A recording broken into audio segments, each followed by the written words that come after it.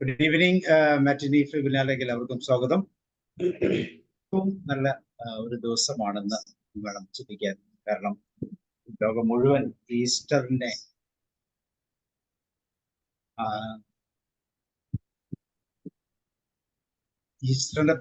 രീതികൾ മുന്നോട്ട് പോകുമ്പോൾ അതുപോലെ തന്നെ നമ്മൾ ഒരു ട്രാൻസ്ഫോർമേഷന്റെ ദിവസമായിട്ട് വേണം നമ്മൾ കാണാൻ. ഒരു സമ്പൂർണമായ മാറ്റത്തിന്റെ ദിവസം. ഒരുപക്ഷെ ലോകത്തിൽ ചരിത്രത്തിൽ പോലും ഇങ്ങനെ ഒരു രീതി അവലംബിച്ചിട്ട്, അതുകൊണ്ട് തന്നെ ഒരു പൂർണ്ണമായ ഒരു ട്രാൻസ്ഫോർമേഷൻ ഒരുപക്ഷെ ഒരു വ്യക്തിക്ക്, ഒരു മനുഷ്യന് ട്രാൻസ്ഫോർമേഷനിലൂടെ കടന്നു പോകാൻ ലഭിക്കുന്ന ഏറ്റവും നല്ലൊരു മാതൃകയുമാണ്. അപ്പൊ അത് ഉൾക്കൊണ്ട് തന്നെ ഇന്നത്തെ പ്രോഗ്രാം ഈസ്റ്ററിന്റെ ആശംസകളും അതുപോലെ തന്നെ ഭക്തിഗാനങ്ങളുടെ ചില ആലാപനവും നമുക്ക് ജോസഫ് സാറിന്റെ നേതൃത്വത്തിൽ നടത്താം. എല്ലാവരെയും ഈസ്റ്റർ ദിനത്തിൽ പ്രോഗ്രാമിലേക്ക് ഹാർദമായി ക്ഷണിക്കുന്നു. അതോടൊപ്പം പ്രിയങ്കരനായ ജോസഫ് ജോൺ സാറിന് ഒരു ഈസ്റ്റർ ആശംസകൾ നേർന്നുകൊണ്ട് ഈ പ്രോഗ്രാമിലേക്ക് സ്വാഗതം സ്തുതി. പ്രിയമുള്ളവരെ, ഇന്ന് ഈസ്റ്റർ. ലോകമെമ്പാടും ഈസ്റ്ററിന്റെ ആഘോഷ ലഹരിയിലാണ്. ഇപ്പോൾ മാറ്റിനി ഫ്രീ വെബിനാറിൽ ഇന്ന് നമുക്ക് ഈസ്റ്ററിനെ കുറിച്ച് തന്നെ ആവാം എന്ന് തീരുമാനമെടുക്കുകയായിരുന്നു. ഞാൻ ഇന്നിവിടെ അവതരിപ്പിക്കുന്നത് യേശുദേവന്റെ ജീവിതത്തിലെ ചില ഏടുകൾ കോർത്തിണക്കിക്കൊണ്ട് എൻ്റെ ഒരു സുഹൃത്തു കൂടിയായ ലിസി ജോയ് എഴുതി തയ്യാറാക്കിയ റൈറ്റപ്പാണ്. അപ്പോൾ അത് മുന്നോട്ട് പോകുന്നതിനിടയ്ക്ക് നമുക്ക് ഏതാനും ഗാനങ്ങൾ കൂടി കോർത്തിണക്കിക്കൊണ്ട് ആ പരിപാടി ആരംഭിക്കുക. എല്ലാവർക്കും സ്വാഗതം. എല്ലാവർക്കും നന്ദി പറഞ്ഞുകൊണ്ട് ഞാൻ ആരംഭിക്കുകയാണ്. ഇസ്രായേൽ വംശത്തിലെ യൂനാഖിർ ഹന്ന ദമ്പതിമാർക്ക് മക്കളില്ലാതിരുന്നതിനാൽ ദുഃഖിതരായ അവർ ഉള്ളുരുകി ദൈവത്തോട് പ്രാർത്ഥിച്ചു. ഹന്നായിൽ ദൈവം പ്രസാദിച്ചതിനാൽ അവൾ ഗർഭം ധരിച്ച് ഒരു പെൺകുഞ്ഞിനെ പ്രസവിച്ചു. ആ കുഞ്ഞിന് മറിയം എന്ന് പേരിട്ടു. 12 വയസ്സുവരെ ശുദ്ധിയിൽ വളർത്തിയ ശേഷം ദൈവത്തിനായി മറിയത്തെ മാതാപിതാക്കൾ ഒരുക്കി. നമുക്ക് മറിയത്തെക്കുറിച്ചുള്ള ഒരു ഗാനം ഇപ്പോൾ കേൾക്കാം. നിത്യവിശുദ്ധയ കന്യാമറിയമ്മേ. ആരായിരിക്കും അത്? 4 ലൈൻ അല്ലെങ്കിൽ 8 ലൈൻ പാടിയാൽ മതി.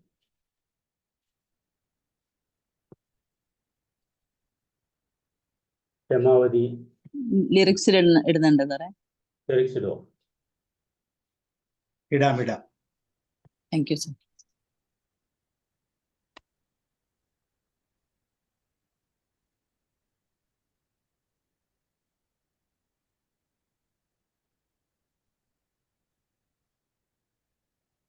കാണാലോ അല്ലേ? നിത്യവിശുദ്ധയാം കന്യാമറിയമേ, നിന്നാമം വാഴ്ത്തപ്പെടട്ടെ. നന്മ നിറഞ്ഞ നിൻ സ്നേഹവാത്സല്യങ്ങൾ ഞങ്ങൾക്കനുഗ്രഹമാകട്ടെ. കാറ്റു വിതച്ചു കൊടുങ്കാറ്റു കൊയ്യുന്ന മേച്ചിൽ പുറങ്ങളിലൂടെ അന്തിക്കിടയനെ കാണാതലഞ്ഞിടും ആട്ടിൻ പറ്റങ്ങൾ ഞങ്ങൾ മെയ്യും. ആട്ടിൻ പറ്റങ്ങൾ ഞങ്ങൾ. നിത്യവിശുദ്ധയം കന്യാമറിയമേ, നിന്നാമം വാഴ്ത്തപ്പെടട്ടെ. നന്മ നിറഞ്ഞ നിൻ സ്നേഹവാത്സല്യങ്ങൾ ഞങ്ങൾക്കനുഗ്രഹമാകട്ടെ. Thank you. സ്കറിയ എന്ന വിശുദ്ധ ആചാര്യന്റെ പ്രാർത്ഥനയിൽ ഇസ്രായേലിലെ വിഭാര്യന്മാരായ പുരുഷന്മാരിൽ നിന്നും ഇസ്രായേലിലെ വിഭാര്യന്മാരായ പുരുഷന്മാരിൽ നിന്നും ഒരാളെ മറിയാമിനായി ദൈവം കാണിച്ചു കൊടുത്തു. അങ്ങനെ യൗസേപ്പ് അഥവാ ജോസഫ് മറിയാമിന് കാവലാളായി. കന്യാമറിയം പരിശുദ്ധാത്മാവിനാൽ ഗർഭവതിയായി. മാലാഖ സ്വപ്നത്തിൽ പ്രത്യക്ഷപ്പെട്ട് കുഞ്ഞിന് യേശു എന്ന് പേരിടണമെന്ന് കൽപ്പിച്ചു. അങ്ങനെ ഇരിക്കുമ്പോൾ യഹൂദിയായിലെ ബേത്ലഹേമിലുള്ള എല്ലാവരും തങ്ങളുടെ പേര് പതിപ്പിക്കണമെന്ന് രാജകൽപ്പന ഉണ്ടായതനുസരിച്ച് ജോസഫ് മറിയാമിനെ കഴുതപ്പുറത്ത് കയറ്റി അവിടേക്ക് പോയി. യാത്രക്കിടയിൽ പ്രസവവേദനയുണ്ടായ മറിയാമിന് അടുത്തു കണ്ട കാലിത്തൊഴുത്തിൽ സ്ഥലമൊരുക്കി ജോസഫ്. അവിടെ ദൈവപുത്രനായ യേശു തിരുപ്പുറവി എടുത്തു. കാലിത്തൊഴുത്തിൽ പിറന്നവൻ. ആ ഗാനം നമുക്ക് ഇപ്പോൾ കേൾക്കാം.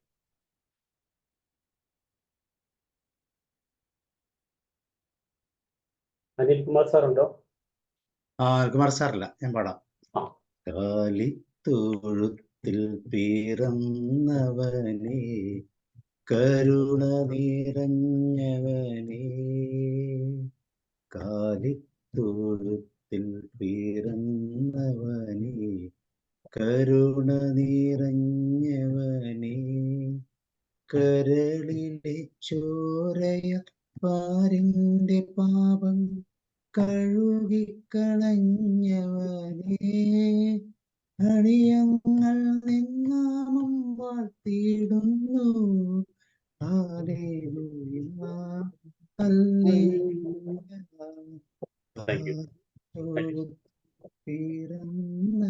ഓക്കെ. നാട് ഭരിച്ചിരുന്ന ഹെരോദോസ് രാജാവ് രാജാധിരാജനായ ക്രിസ്തു ജനിച്ചതറിഞ്ഞ് ഭയപ്പെട്ട് 2 വയസ്സിൽ താഴെയുള്ള കുഞ്ഞുങ്ങളെ എല്ലാം വധിക്കാൻ കൽപ്പന പുറപ്പെടുവിച്ചു. മാലാഖ പ്രത്യക്ഷപ്പെട്ട് ജോസഫിന് വിവരം കൊടുത്തു. മറിയാമിനെയും കുഞ്ഞിനെയും കൊണ്ട് ഉടൻ അദ്ദേഹം മിസ്രയീം ദേശത്തേക്ക് പോയി. അവിടെ നസ്രേത്തിലാണ് യേശു വളർന്നത്. അതിനാൽ നസ്രായനായ യേശു എന്നറിയപ്പെട്ടു. ബാലനായ യേശു മരപ്പണിയിൽ അപ്പനെ സഹായിക്കും. വാനിലെ വാരുളി താരകളൊക്കെയും വാരിവിതറിയ ദൈവപുത്രൻ മനുഷ്യനായപ്പോൾ വേല ചെയ്യുന്നതിൽ മാനക്കേടൊന്നും കരുതിയില്ല. ആ ബാലൻ അപ്പനെ സഹായിച്ചു, അമ്മയെ സഹായിച്ചു. വെള്ളം കോരി കൊടുക്കാനും അപ്പൻ്റെ മരപ്പണിയിൽ സഹായിക്കാനും ഒക്കെ ബാലൻ കൂടെ നിന്നു എന്നുള്ളതാണ്. 12 വയസ്സായപ്പോൾ മാതാപിതാക്കൾ യേശുവിനെ ദേവാലയത്തിൽ ശുശ്രൂഷയ്ക്കായി നിയോഗിച്ചു.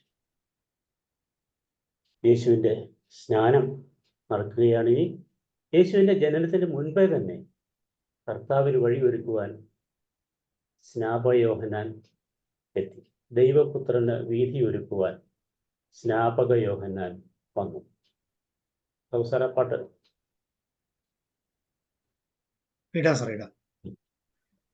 ദൈവപുത്രനു വീതിയൊരുക്കുവാൻ സ്നാപക യോഹന്നാൻ. അറിയാവുന്നവർക്ക് പാടാം. ദൈവപുത്രനു വീതിയൊരുക്കുവാൻ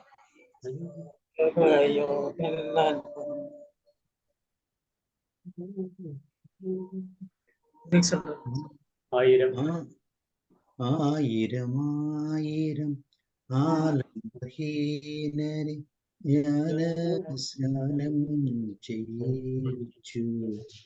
ദൈവപുത്രന് വീതിയൊരുക്കുവാൻ സ്നാപക യോഹന്നാൻ വന്നു. ആ സ്നാപകന്റെ സ്വരം കേട്ടുണർന്നു യോർദാൻ നദിയുടെ തീരം. ആ സ്നാപകന്റെ സ്വരം കേട്ടു യോർദാൻ നദിയുടെ തീരം. ചക്രവാളം തൊട്ട് ചക്രവാളം വരെ ശബ്ദക്കൊടുങ്കാറ്റുയർന്നു. അന്നു ശബ്ദക്കൊടുങ്കാറ്റുയർന്നു. ക്രനുബിയോ അവക യോഹന്നാൻ വന്നു. ഈ ചരിത്രമൊക്കെ നമുക്ക് അറിയാവുന്നതാണ് അല്ലേ? എന്നിലും ബലവാനായവൻ വരുന്നുവെന്ന് സ്നാപക യോഹന്നാൻ ഉദ്ഘോഷിച്ചു. കർത്താവിന് വഴിയൊരുക്കുവിൻ എന്ന് അവിടെ കൂടിയിരുന്ന ജനത്തോട് പറഞ്ഞു. വരുവാനിരിക്കുന്നവന്റെ ചെരുപ്പിന്റെ വാറഴിക്കാൻ പോലും താൻ യോഗ്യനല്ലെന്ന് സ്നാപക യോഹന്നാൻ ജനത്തെ അറിയിച്ചു. യേശുവിന് ഏകദേശം 30 വയസ്സായപ്പോൾ യോർദാൻ നദിയിൽ വെച്ച് സ്നാപക യോഹന്നാൻ നിന്ന് ജ്ഞാനസ്നാനമേറ്റു. പാപത്തിൽ മുഴുകി ജീവിക്കുന്ന ജനതയെ രക്ഷിക്കാനായി പിന്നെ പിറന്ന ദൈവപുത്രൻ യേശു തന്റെ പരസ്യവേല ആരംഭിച്ചു. അമ്മ മറിയാമിനോട് യാത്ര പറഞ്ഞ് ഇറങ്ങി. സ്നാനം കഴിഞ്ഞു വന്ന യേശുവിനെ സാത്താൻ മരുഭൂമിയിൽ കൂട്ടിക്കൊണ്ടുപോയി 40 നാൾ പരീക്ഷിച്ചു. വിശക്കുന്ന നീ ദൈവപുത്രനാണെങ്കിൽ ഈ കല്ലിനോട് അപ്പമാകാൻ കൽപ്പിക്കൂ എന്ന് പറഞ്ഞ് പരിഹസിച്ചു. യേശു സാത്താനോട് മനുഷ്യൻ അപ്പം കൊണ്ട് മാത്രമല്ല ദൈവവചനം കൊണ്ടും കൂടിയാണ് ജീവിക്കുന്നത് എന്ന് മറുപടി കൊടുത്തു. ഉപമകളിലൂടെയാണ് യേശു കൂടുതലും ജനങ്ങളോട് സംവദിച്ചത്. നമുക്കൊരു ഉപമ ഇപ്പോൾ കേൾക്കാം. അത് സാബു സാറ് പറയും. ധാരാളം ഉപമകളുണ്ട്, അതിൽ ഒരെണ്ണം നമുക്ക് ഒന്ന് കേട്ട് മുന്നോട്ട് പോകാം. സ്വല്പം കൂടെ പറഞ്ഞപ്പോൾ ഞാൻ എടുത്തോട്ടെ. ഓക്കെ. ആകുലപ്പെടരുത് എന്ന് യേശു പറഞ്ഞു. അതായിരുന്നു യേശുവിൻ്റെ ഒരു വലിയ ഉപദേശം. എന്ത് തിന്നും എന്ത് കുടിക്കും എന്ന് നിങ്ങളുടെ ജീവിതത്തെ പറ്റി നിങ്ങൾ ആകുലപ്പെടരുത്. ആഹാരത്തെക്കാൾ ജീവനല്ലേ പ്രധാനം? ഉടുപ്പിനേക്കാൾ ശരീരം വലുതല്ലോ.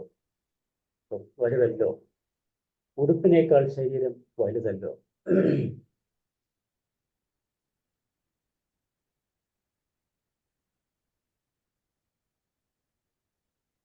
ഓർത്ത് പറഞ്ഞാലും മതി സാർ. മുടിയനായ പുത്രന്റെ ആരുടെ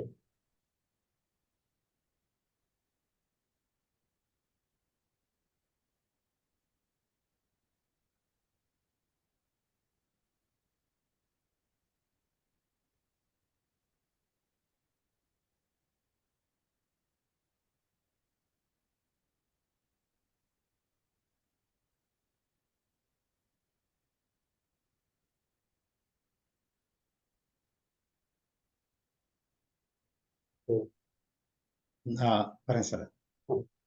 യേശു എപ്പോഴും ഉപമകളിലൂടെയാണ് ചുറ്റുമുള്ളവർക്ക് കാര്യങ്ങൾ പറഞ്ഞ് മനസ്സിലാക്കുന്നത്. നല്ല ശമരിയക്കാരൻ്റെ ഒരു ഉപമ യേശു പറയുന്നതായി ബൈബിളിൽ കൃത്യമായി രേഖപ്പെടുത്തിയിട്ടുണ്ട്. നല്ല ശമരിയക്കാരൻ്റെ ഈ കഥയിലൂടെ യഥാർത്ഥത്തിൽ ഒരു വ്യക്തി എന്താണ് ചെയ്യേണ്ടതെന്ന് വളരെ കൃത്യമായി പറയുന്നുണ്ട്. യെരുശലേമിൽ നിന്ന് എറിഹോയിലേക്ക് യാത്ര ചെയ്യുന്ന ഒരു മനുഷ്യൻ കൊള്ളക്കാരുടെ ആക്രമണത്തിനിരയാകുന്നതായി ആ വേദഭാഗം ചൂണ്ടിക്കാണിക്കുന്നു. അവർ അയാളെ കവർ ചെയ്തതിന് ശേഷം മൃതപ്രായനായി വഴിയിൽ ഉപേക്ഷിച്ചു പോകുന്നു. താമസിയാതെ ഒരു പുരോഹിതനും ഒരു ദേവാലയ ശുശ്രൂഷയുടെ ഗണത്തിൽപ്പെട്ട ലേവ്യനും ആ വഴി വന്നെങ്കിലും അവർ അയാളെ കാണാത്ത മട്ടിൽ അവരവരുടെ കാര്യങ്ങൾ നടത്തുന്നതിന് വേണ്ടി കടന്നു പോകുന്നതായി കാണും. ഒടുവിൽ യഹൂദന്മാരിൽ പൊതുവെ താഴ്ന്നവനായി കണക്കാക്കിയിരുന്ന ശമരിയാക്കാരിൽപ്പെട്ട ഒരുവൻ ആ വഴിയിൽ വന്നു. നിസ്സഹായ അവസ്ഥയിൽ കിടക്കുന്ന ആ മനുഷ്യനെ കണ്ട് മനസ്സലിഞ്ഞ ശമരിയാക്കാരൻ അദ്ദേഹത്തിന് വേണ്ടുന്ന എല്ലാ സഹായങ്ങളും തുടർന്നുള്ള മുന്നോട്ടുള്ള ജീവിതത്തിൽ വേണ്ട കാര്യങ്ങൾ ഉൾപ്പെടെ ചെയ്ത് എല്ലാ സഹായങ്ങളും നൽകി കടന്നു പോകുന്നതായി കാണും. യഥാർത്ഥത്തിൽ തൻ്റെ തന്നെപ്പോലെ തന്നെ തൻ്റെ അയൽക്കാരനെയും സ്നേഹിക്കണമെന്ന് പറയുന്നത് പോലെ വിഷമഘട്ടത്തിൽ പ്രയാസത്തിൽ നിൽക്കുന്ന ഏതൊരു വ്യക്തിയെയും ഹൃദയം തുറന്ന് പൂർണ്ണ മനസ്സോടെ സ്നേഹിക്കാൻ കഴിയുക എന്നുള്ളത് തന്നെയാണ് ഇന്നത്തെ ഈ ഈസ്റ്റർ നമ്മളെ പഠിപ്പിക്കുന്ന മറ്റൊരു പാഠം. Thank you sir. Thank you sir. ആകാശത്തിലെ കുരുവികൾ വിതയ്ക്കുന്നില്ല, കൊയ്യുന്നില്ല. ആ ഗാനം അറിയാവുന്നവർക്ക് പാടാം. 4 വരി മതി. അതാണ് യേശു പറഞ്ഞത്, ഒന്നിനെക്കുറിച്ചും ആകുലപ്പെടരുത്. ആകാശത്തിലെ കുരുവികളെ നോക്കും, പറവകളെ നോക്കും. അവ വിതയ്ക്കുന്നില്ല, കൊയ്യുന്നില്ല, കളപ്പുരകളിൽ ശേഖരിക്കുന്നു. എന്നാൽ നിങ്ങളുടെ സ്വർഗീയ പിതാവ് അവയെ തീറ്റിപ്പോറ്റുന്നു. അതെ, പർവ്വജാതികളല്ലേ നിങ്ങൾ? ഈ പർവ്വജാതിയേക്കാൾ വിശേഷമല്ലോ നിങ്ങൾ. ഇന്നുള്ളത് നാളെ അടുപ്പിലിടുന്നതുമായ പുല്ലിനെ ഇത്രയധികം അലങ്കരിക്കുന്നുവെങ്കിൽ അല്പവിശ്വാസി നിങ്ങളെ എത്രയധികം അവിടെ നിന്ന് അലങ്കരിക്കും. വലിയ താമരയെ നോക്കിയിട്ടാണ് പറയുന്നത്. വലിയ താമരയെ നോക്കി അവൻ നിൽക്കുന്നില്ല, അധ്വാനിക്കുന്നില്ല. എന്നാൽ സോളമൻ പോലും സകല മഹത്വത്തിലും അവയിൽ ഒന്നിനെ പോലെ അലങ്കരിക്കപ്പെട്ടിരുന്നില്ല. ഇന്നുള്ളതും നാളെ അടുപ്പിലിടുന്നതുമായ പുല്ലിനെ ഇത്രയധികം അലങ്കരിക്കുന്നുവെങ്കിൽ അല്പവിശ്വാസികളെ നിങ്ങളെ അത്രയധികം. നിങ്ങൾ ക്ഷമിക്കുന്നത് കൊണ്ട് നിങ്ങളുടെ ആയുസ്സിനോട് ഒരു മുഴമെങ്കിലും ആർക്കെങ്കിലും കൂട്ടാൻ സാധിക്കുന്നില്ല എന്ന് മാത്രമല്ല, ആയുസ് നിങ്ങൾ കുറയുകയാണ് പലപ്പോഴും ചെയ്യുന്നത് എന്നുള്ളതാണ് പ്രധാനപ്പെട്ട ആശയം. തീർച്ചയായും തീർച്ചയായും.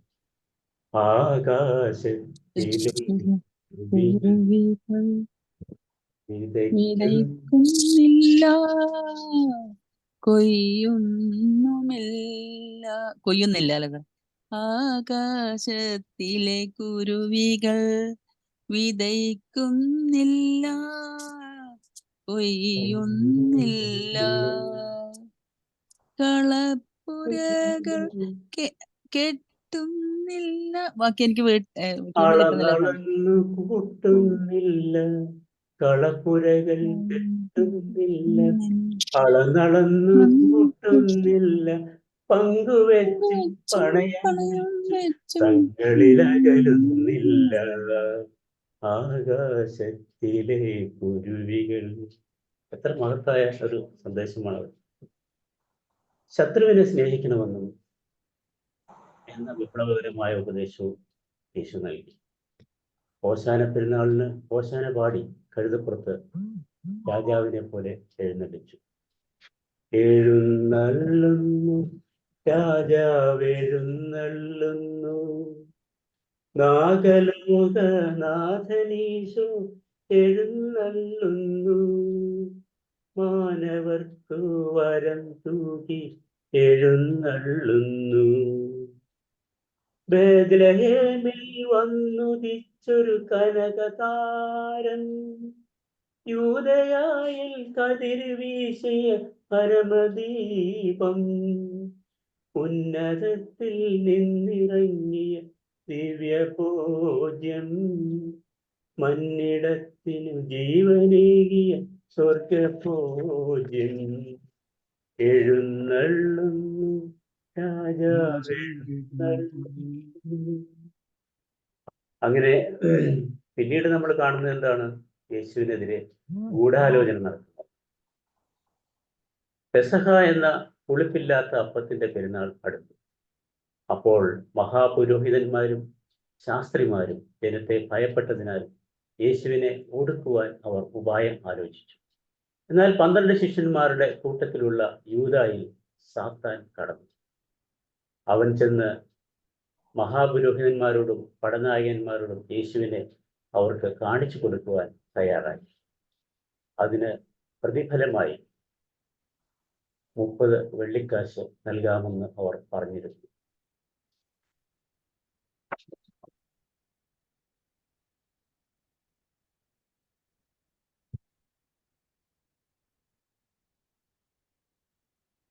പെസഹ എന്ന ക്രൂശിക്കാൻ വിധിക്കുന്നു. ന്യായാധിപനായ പീലാത്തോസ് മഹാപുരോഹിതന്മാരോടും പ്രമാണികളെയും ജനത്തെയും വിളിച്ച് കൂട്ടി, നിങ്ങൾ ചുമത്തിയ കുറ്റം ഇവനിൽ ഞാൻ കണ്ടില്ല. മരണയോഗ്യമായ യാതൊന്നും ഇവനിൽ ഹെരോദ രാജാവും കണ്ടില്ലല്ലോ. ചമ്മട്ടി കൊണ്ട് അടുപ്പിച്ച് ഇവനെ വിട്ടയക്കാം. ഇവനെ നീക്കിക്കളയുക, ബറാബാസിനെ വിട്ടു നൽകുക എന്ന് ജനം ആക്രോശിച്ചു. ഇവൻ ഇസ്രായേലിന്റെ രാജാവാണെന്ന് പറഞ്ഞു എന്ന് പറയുകയും പ്രവർത്തിക്കുകയും ചെയ്തു. വലിയ കുറ്റം തന്നെയാണിത്.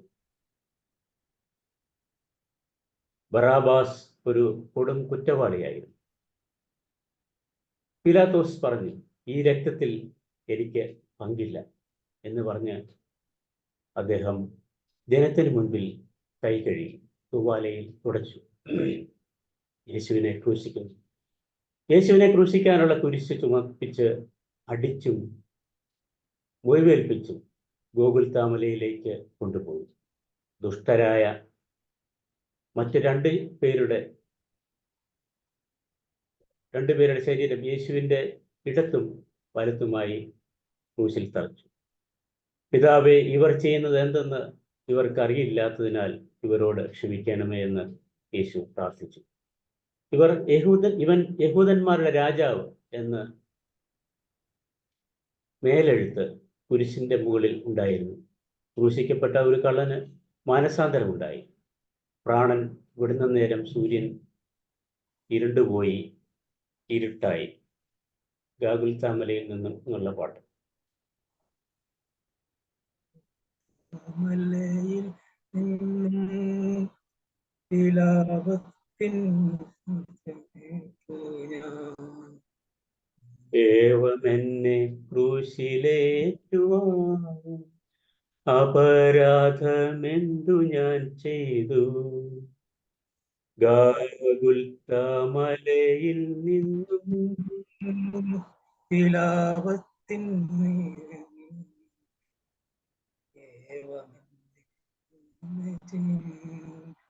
അപരാധമെന്തു കുന്തിരിഞ്ഞ കുന്തിരിച്ച ഉൾക്കി വെച്ചു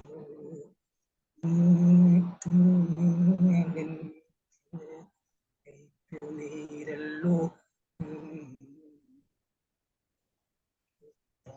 മലയിൽ നിന്നും വിലാപത്തിൻ ഏവമെന്നെ ക്രൂശിലേറ്റുവാൻ അപരാധമെന്തു ചെയ്തു?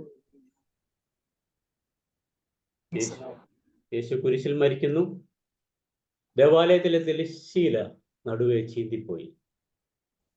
യേശു അത്യുച്ചത്തിൽ വിലപിച്ച്, പിതാവേ, ഞാൻ എൻ്റെ ആത്മാവിനെ തൃക്കരങ്ങളിൽ ഏൽപ്പിക്കുന്നുവെന്ന് പറഞ്ഞുകൊണ്ട് പ്രാണൻ പിടിഞ്ഞു. യേശുവിൻ്റെ ഖബറടക്കം. അരിമത്യ എന്നൊരു യഹൂദ പട്ടണക്കാരനായ നല്ലവനായ ജോസഫ് എന്ന ഒരുവൻ പീലാത്തോസിന്റെ അടുത്ത് വന്ന് യേശുവിൻ്റെ ശരീരം ചോദിച്ചു. അത് ഇറക്കി ഒരു ശീലയിൽ പൊതിഞ്ഞ് പാറയിൽ വെട്ടിയുണ്ടാക്കിയ പുതിയ കല്ലറയിൽ വെച്ചു. 3-ാം നാൾ താൻ ഉയർത്തെഴുന്നേൽക്കുമെന്ന് യേശു പറഞ്ഞിട്ടുള്ളത് കൊണ്ട് വലിയൊരു കല്ലുരുട്ടി കല്ലറവാതിൽക്കൽ വച്ചിരുന്നു. കാവൽ ഭടന്മാരും ഉണ്ടായിരുന്നു. ശിഷ്യന്മാർ തന്നെ യേശുവിൻ്റെ ശരീരം മാറ്റിയിട്ട് ഉയർത്തെഴുന്നേറ്റു എന്ന് പറയുന്ന സാഹചര്യം ഒഴിവാക്കാനായിരുന്നു അങ്ങനെ ചെയ്തത്. ഉയർത്തെഴുന്നേൽപ്പ്. യേശുവിൻ്റെ അമ്മ മറിയാം ഉൾപ്പെടുന്ന സംഘം അതിരാവിലെ കല്ലറയ്ക്കൽ എത്തിയപ്പോൾ കല്ല് ഉരുട്ടി മാറ്റിയിരിക്കുന്നതായി കണ്ടു. ശങ്കിച്ച് അവർ നിൽക്കുമ്പോൾ മിന്നുന്ന വസ്ത്രം ധരിച്ച 2 പുരുഷന്മാർ സംഘത്തോട് പറഞ്ഞു, നിങ്ങൾ ജീവനുള്ളവരെ മരിച്ചവരുടെ ഇടയിൽ തിരയുന്നതെന്ത് എന്ന് ചോദിച്ചു. സംഘം തിരിച്ചുപോയി നടന്നതെല്ലാം ജനങ്ങൾക്കിടയിൽ അറിയിച്ചു. യേശു ഉയർത്തെഴുന്നേറ്റിരിക്കുന്നു. ഉയർത്തെഴുന്നേൽപ്പിന്റെ സന്ദേശം വലിയ സന്ദേശമാണ്. ഈശ്വരന്റെ ചൈതന്യം, പ്രത്യാശയുടെ സന്ദേശം ജീവിതത്തിൽ പകർത്താൻ നമുക്കേവർക്കും സാധിക്കട്ടെ. പാപങ്ങൾ കൊണ്ട് കെട്ടിയുയർത്തിയ കല്ലറകൾ തകർത്ത് വിശുദ്ധിയുടെ വഴിയിൽ സഞ്ചരിക്കുവാൻ, പ്രവേശിക്കുവാൻ നമുക്കാവട്ടെ. മനുഷ്യവംശത്തിന്റെ പാപങ്ങൾ ഏറ്റെടുത്ത് വലിയായ യേശുനാഥൻ സ്നേഹത്തിന്റെ മൂർത്തിഭാവമായിരുന്നു. ഇനി നമുക്ക് ഈസ്റ്റർ സന്ദേശം പറയാനുള്ളവർക്ക് പറയാം. അതുപോലെ തന്നെ ഭക്തിഗാനങ്ങൾ, അത് ഭക്തിഗാനങ്ങൾ എന്ന് പറയുമ്പോൾ ഏത് ഭക്തിഗാനവും നമുക്ക് ആലപിക്കാം. അങ്ങനെയാണ് നമ്മൾ ചാർട്ട് ചെയ്തിരുന്നത്. Thank you. ശമരിയാക്കാരന്റെ ഒരു ഉപമയില് കൃത്യമായിട്ട് ഒന്ന് രണ്ട് ചിന്തകൾ കൂടെ ഒന്ന് ചേർത്ത് പറയാനുള്ളത്. ഒരു ശമരിയാക്കാരനെ വഴികിപ്പോൾ അവന്റെ അടുക്കലെത്തി അവനെ കണ്ടിട്ട് മനസ്സരിഞ്ഞ് എണ്ണയും വീഞ്ഞും പകർന്ന് അവന്റെ മുറിവുകളെ കെട്ടി അവനെ തൻ്റെ യാത്രാമൃഗത്തിൽ കയറ്റി വഴിയമ്പലത്തിലേക്ക് കൊണ്ടുപോയി രക്ഷ ചെയ്തു. പിറ്റന്നാൾ അവൻ പുറപ്പെട്ടപ്പോൾ 2 വെള്ളിക്കാശെടുത്ത് വഴിയമ്പലക്കാരന് കൊടുത്തിട്ട്, ഇവനെ രക്ഷിക്കണം, അധികം വല്ലതും ചെലവിട്ടാൽ ഞാൻ മടങ്ങി വരുമ്പോൾ തന്നുകൊള്ളാമെന്നും പറഞ്ഞു. ഈ ഉപമയെ പറഞ്ഞതിന് ശേഷം യേശുവിൻ്റെ ശിഷ്യന്മാർ യേശുവിനോട് ചോദിക്കുന്നുണ്ട്, കള്ളന്മാരുടെ കയ്യിൽ അകപ്പെട്ട അവന് ഈ മൂവരിൽ ഏവൻ അയൽക്കാരനായി തീർന്നു എന്ന് നിങ്ങൾക്ക് തോന്നുന്നു എന്ന് യേശു പറയുന്നു. അവനോട് കരുണ കാണിച്ചവൻ എന്നവൻ പറഞ്ഞു. യേശു അവനോട്, നീയും പോയി അങ്ങനെ തന്നെ ചെയ്യുക. യാഥാസ്ഥിതിക യഹൂദൽ അവജ്ഞയോടെ വീക്ഷിച്ചിരുന്നവരാണ് ശമരിയാക്കാർ.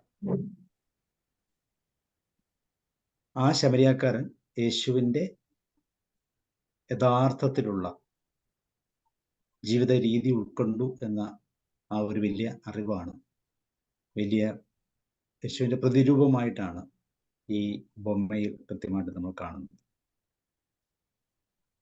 അതുപോലെ തന്നെ മത്തായിയുടെ സുവിശേഷത്തിൽ അതിൻ്റെ 25-ാമത്തെ അധ്യായത്തിൽ ഒരു വാക്കിങ്ങനെ പറയുന്നുണ്ട്, സകല ജാതികളെയും അവൻ്റെ മുമ്പിൽ കൂട്ടുക, അവൻ അവരെ ഇടയൻ ചെമ്മരിയാടുകളുടെയും കോലാടുകളുടെയും നടുവിൽ വേർതിരിക്കുന്ന പോലെ വേർതിരിക്കും.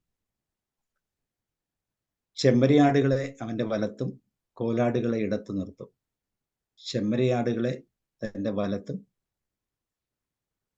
കോലാടുകളെ ഇടത്തു നിർത്തും. രാജാവ് തൻ്റെ വലത്തുള്ളവരോട് അരുളി ചെയ്യും, എൻ്റെ പിതാവിനാൽ അനുഗ്രഹിക്കപ്പെട്ടവരെ വരുവിൻ, ലോകസ്ഥാപനം മുതൽ നിങ്ങൾക്കായി ഒരുക്കിയിരിക്കുന്ന രാജ്യം അവകാശമാക്കിക്കൊള്ളുവിൻ. എനിക്ക് വിശക്കുന്നു, നിങ്ങൾ ഭക്ഷിപ്പാൻ തന്നു, ദാഹിച്ചു, നിങ്ങൾ കുടിപ്പാൻ തന്നു, ഞാൻ അതിഥിയായിരുന്നു, നിങ്ങൾ എന്നെ ചേർത്തുകൊണ്ടു. എനിക്ക് വിശന്നു, നിങ്ങൾ ഭക്ഷിപ്പാൻ തന്നു, ദാഹിച്ചു, നിങ്ങൾ കുടിപ്പാൻ തന്നു, ഞാൻ അതിഥിയായിരുന്നു, നിങ്ങൾ എന്നെ ചേർത്തുകൊണ്ടു. നഗ്നനായിരുന്നു, നിങ്ങൾ എന്നെ ഉടുപ്പിച്ചു, രോഗിയായിരുന്നു, നിങ്ങൾ എന്നെ കാണുവാൻ വന്നു, തടവിലായിരുന്നു, നിങ്ങൾ എൻ്റെ അടുക്കൽ വന്നു. അതിന് നീതിമാന്മാർ അവനോട്, കർത്താവേ, ഞങ്ങൾ എപ്പോൾ നിന്നെ വിശന്ന് കണ്ടിട്ട് ഭക്ഷിപ്പാൻ തരികയോ ദാഹിച്ച് കണ്ടിട്ട് കുടിപ്പാൻ തരികയോ, ഞങ്ങളെപ്പോൾ നിന്നെ അതിഥിയായി കണ്ടിട്ട് ചേർത്തുകൊള്ളുകയോ നഗ്നനായി കണ്ടിട്ട് ഉടുപ്പിക്കുകയോ ചെയ്തു? നിന്നെ രോഗിയായിട്ടോ തടവിലോ എപ്പോൾ കണ്ടിട്ട് ഞങ്ങൾ നിന്റെ അടുക്കൽ വന്നു എന്ന് ഉത്തരം പറയും.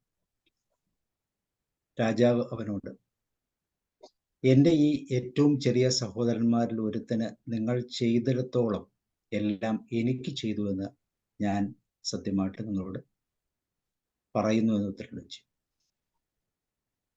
യഥാർത്ഥ ട്രാൻസ്ഫോർമേഷൻ്റെ ഒരു പാർട്ട് ഇത് തന്നെയാണ്. നമ്മൾ ആർക്കാണ് ചെയ്യുന്നത്?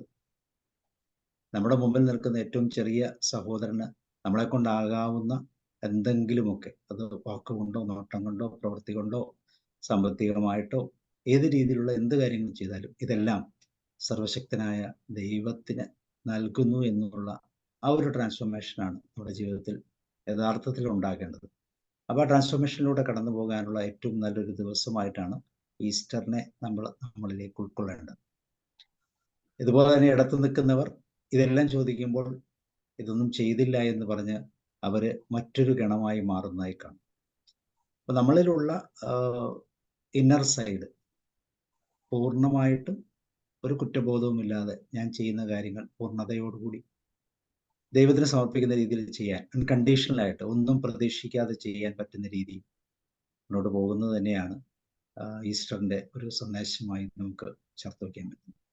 അപ്പോൾ ഇന്നത്തെ ഈ ഈസ്റ്ററുമായി ബന്ധപ്പെട്ട് ചേർന്ന് വന്ന ഇത് കാണുന്ന കേൾക്കുന്ന എല്ലാവർക്കും ഹൃദയപൂർവ്വം ഈസ്റ്റർ ആശംസകൾ നേരുന്നു.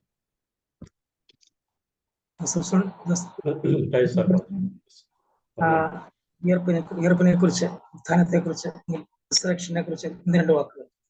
ക്രിസ്തീയ വിശ്വാസത്തിന്റെ ആണിക്കല്ല് എന്ന് പറയുന്നത് ഉയർത്തെഴുന്നേൽപ്പാണ്. അല്ലാതെ യേശുക്രിസ്തുവിന്റെ മരണമല്ല. യേശുക്രിസ്തു മരിച്ചിട്ട് ഉയർന്നേറ്റില്ല എങ്കിൽ നിങ്ങളുടെ വിശ്വാസം വ്യർത്ഥം. നിങ്ങൾ നിങ്ങളുടെ പാപങ്ങളിൽ തന്നെ ഇരിക്കുന്നു, നിങ്ങളിൽ മരിച്ചു പോയവരും നശിച്ചു പോയിരിക്കുന്നു എന്നാണ് പൗലോസ് അപ്പോസ്തലൻ കൊരിന്ത്യക്കാർക്ക് എഴുതിയ ലേഖനത്തിൽ പറയുന്നത്. നിങ്ങളുടെ വിശ്വാസം വ്യർത്ഥമാണ്. കർത്താവ് ഉയർത്തുന്നേറ്റില്ല എങ്കിൽ നിങ്ങളുടെ വിശ്വാസം വ്യർത്ഥമാണ്. നിങ്ങൾ നിങ്ങളുടെ പാപങ്ങളിൽ തന്നെ ഇരിക്കുന്നു. കാരണം നമ്മുടെ പാപങ്ങൾ മോചിച്ചു കിട്ടണമെങ്കിൽ കർത്താവ് ഉയർത്തുന്നേൽക്കണം. കർത്താവ് ഉയർത്തുന്നേറ്റ സ്വർഗ്ഗാരോഹണം ചെയ്ത പിതാവിന്റെ സന്നിധിയിൽ വലത്തുഭാഗത്തിരുന്നുകൊണ്ട് നമുക്ക് വേണ്ടി പക്ഷപാതം ചെയ്യണം, നമുക്ക് വേണ്ടി ഇങ്ങനെ മധ്യസ്ഥം ചെയ്യണം. എങ്കിൽ മാത്രമേ നമ്മുടെ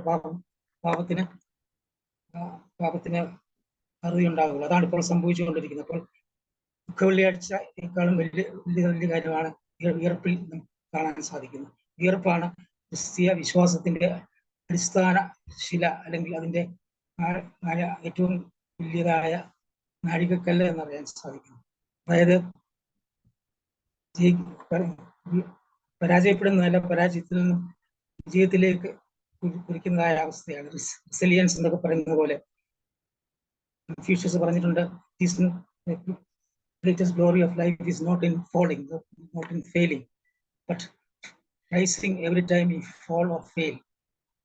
നമ്മൾ പരാജയപ്പെടുന്നതല്ല ജീവിതത്തിലെ ഏറ്റവും, പരാജയപ്പെടാതിരിക്കുകയല്ല ജീവിതത്തിലെ മഹത്വം. പിന്നെയോ പരാജയപ്പെടുമ്പോഴും അല്ലെങ്കിൽ വീഴുമ്പോഴും വീണ്ടെടുത്ത് തന്നെ കിടക്കാതെ അവിടുന്ന് ചാടി എഴുന്നേൽക്കുക എന്നുള്ളതായിരുന്നു. ഉയർത്തെഴുന്നേൽപ്പെന്ന് പറയുന്നത് ഇന്നലെ ദുഃഖവെള്ളിയാഴ്ചയായിരുന്നെങ്കിൽ ഇന്ന് ഉയർപ്പാണ്. ഒരു ദുഃഖവെള്ളിയാഴ്ചയ്ക്ക് ഒരു ഉയർപ്പുണ്ട്. തീർച്ചയായിട്ടും നമ്മുടെ എല്ലാവരുടെയും ജീവിതത്തിൽ ദുഃഖവെള്ളിയാഴ്ചയുണ്ട്. എന്നാൽ ദുഃഖവെള്ളിയാഴ്ചയിൽ അവസാനിക്കുന്നില്ല. പിന്നെ അത് അടുത്ത ദിവസം, 3-ാം ദിവസം ഉയർത്തെഴുന്നേൽക്കും എന്നുള്ളതായ വിശ്വാസം നമുക്കുണ്ടാകണം. അല്ലെങ്കിൽ നമുക്ക് വിജയം അതിൽ കൂടെയാണ് ഉണ്ടാകുന്നത്. അപ്പോൾ നമ്മുടെ സാധാരണ ജീവിതത്തിൽ പരാജയങ്ങൾ ഉണ്ടാകും. എന്നാൽ പരാജയങ്ങളിൽ നിന്നും പരാജയപ്പെടുത്ത് കിടക്കാതെ അവിടെ നിന്നും ഉയർത്തെഴുന്നേൽക്കുവാനായിട്ട്, അവിടെ നിന്നും ചാടി എഴുന്നേൽക്കുവാനായിട്ട് നമുക്ക് സാധിക്കണം. പവർ ഓഫ് റെസിലിയൻസ് എന്ന് പറയുന്ന ആ വലിയ സത്യമാണ് ഉത്ഥാനം മൂലം, അല്ലെങ്കിൽ റിസറക്ഷൻ മൂലം, അല്ലെങ്കിൽ ഉയർത്തെഴുന്നേൽപ്പ് മൂലം നമുക്ക് മനസ്സിലാക്കാൻ കഴിയുന്നത്.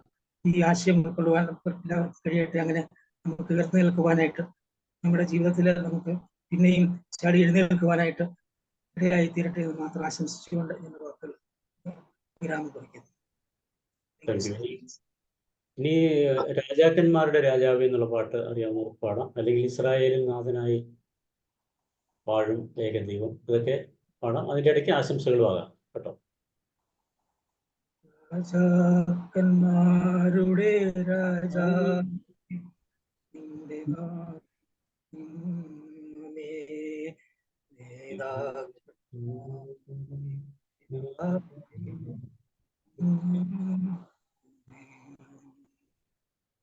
Voice clear ആവുന്നില്ലല്ലോ.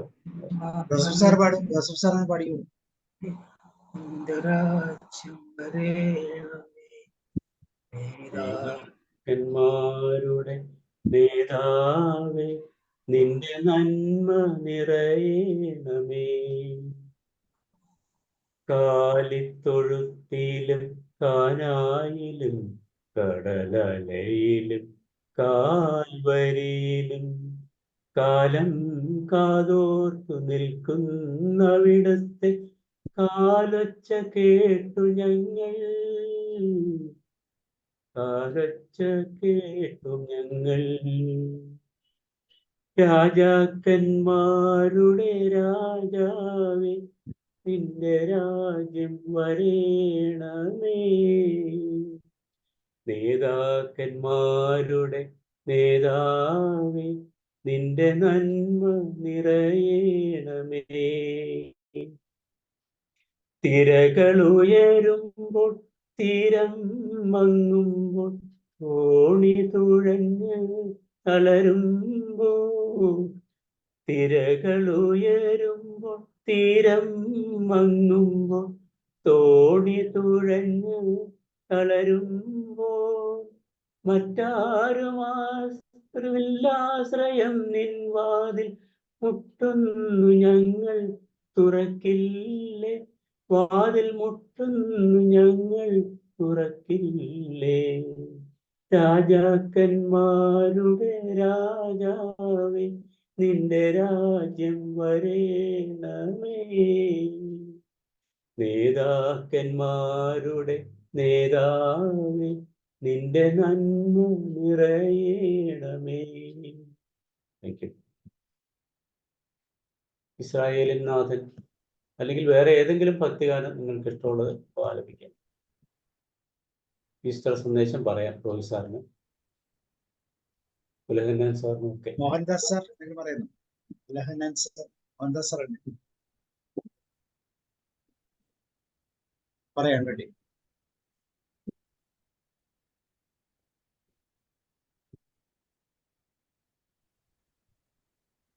Okay sir. യേശുവിന്റെ ആ ചരിത്രം തുടക്കം മുതൽ ഒന്ന് ഒരു വളരെ ബ്രീഫായിട്ട് അവതരിപ്പിച്ചത് നന്നായി. അതുകൂടെ ആ യാത്രയിലായിട്ട് നടക്കാൻ സാധിച്ചു. അവസാനം ഈസ്റ്റർ ഒന്ന് നീക്കുകയും ചെയ്തു. സന്ദേശവും നന്നായിട്ടുണ്ട്. എല്ലാം കൂടി വളരെ വ്യക്തമായിട്ടുള്ള ഒരു അനുഭവമായിരുന്നു.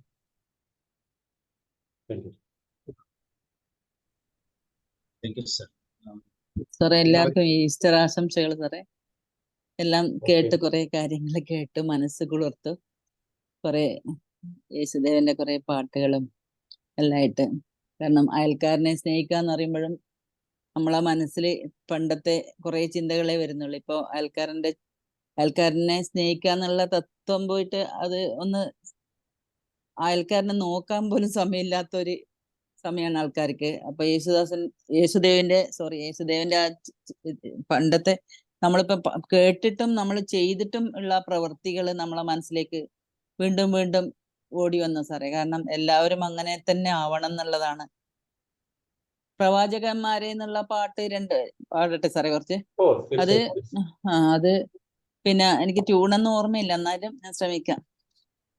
പ്രവാചകന്മാരെ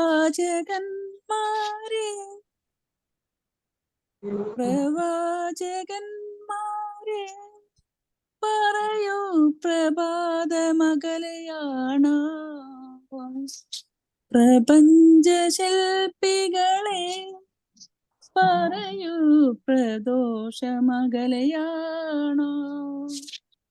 ആദിയുഷസ്സിൻ ചുവന്ന മണ്ണിൽ നിന്നായുഗ സംഗമങ്ങൾ ഇവിടെ ഉയർത്തിയ വിശ്വാസ ഗോപുരങ്ങൾ ഇടിഞ്ഞു വീഴുന്നു, കാറ്റിൽ ഇടിഞ്ഞു വീഴുന്നു.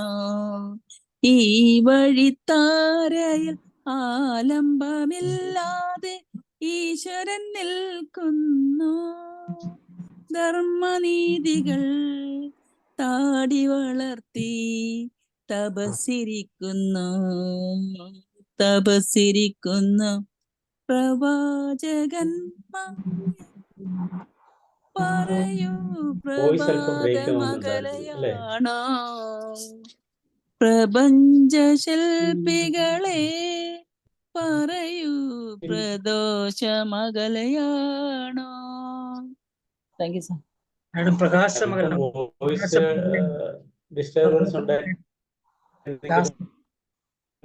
പ്രകാശമകലയാണോ? പ്രദോഷമല്ല, പ്രകാശമകലയാണോ എന്നാണ്. ഓക്കെ. ഷേർലി മാഡം ഇസ്രായേലിൻ നാഥനായി പാട്ട്.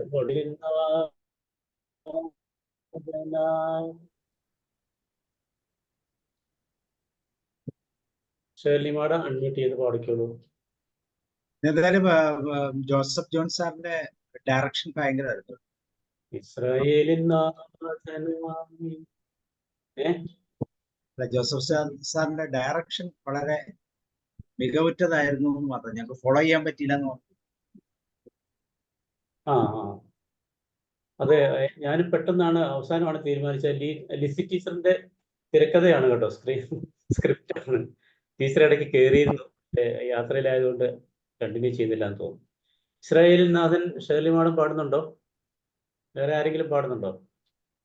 ജോസഫ് സാർ പാടും, നല്ല പാട്ടാണ്. ഇസ്രായേലിൻ നാഥനായി വാഴുമേക ദൈവം, സത്യജീവമാർഗമാണു ദൈവം, മർത്യനായി ഭൂമിയിൽ പിറന്ന സ്നേഹ ദൈവം, നിത്യജീവനെ കിടുന്നു ദൈവം. പിതാവേ ദൈവമേ, അവിടുത്തെ രാജ്യം വരേണമേ, അങ്ങേ തിരുഹിതം ഭൂമിയിൽ എന്നെന്നും നിറവേറിടേണമേ. ഇസ്രായേലിൻ നാഥനായി വാഴുമേക ദൈവം, സത്യജീവമാർഗമാണ് ദൈവം. ഓക്കെ, ആൻസർ ഒന്നും പറഞ്ഞില്ലല്ലോ, പുറത്താണോ? ഞാൻ പറയാഞ്ഞത് എനിക്ക് പാടാൻ അറിയില്ല, പാട്ടുകളുടെ വരിയും അറിയില്ല. സന്ദേശം പറയാൻ ലോക ജനത, ക്രിസ്ത്യൻ ജനതയുടെ അടിസ്ഥാനം അല്ലെങ്കിൽ അടിത്തറ തന്നെ ഈ ഉയർത്തെഴുന്നേൽപ്പാണ്. സാധാരണ ഒരു വ്യക്തിയുടെ ജീവിതം അവസാനിക്കുമ്പോൾ ഒരു കല്ലറയോടുകൂടി, ഒരു കുഴിമാടത്തോടുകൂടി മനുഷ്യൻ അവസാനിക്കുന്ന അവസ്ഥയാണ് നാം ഇന്ന് കാണുന്നത്. പക്ഷെ ഈ സമൂഹത്തിൻ്റെ പ്രത്യാശയുടെ ഒരു ഉത്സവമാണ് ക്രിസ്തുവിൻ്റെ പുനരുദ്ധാരണം.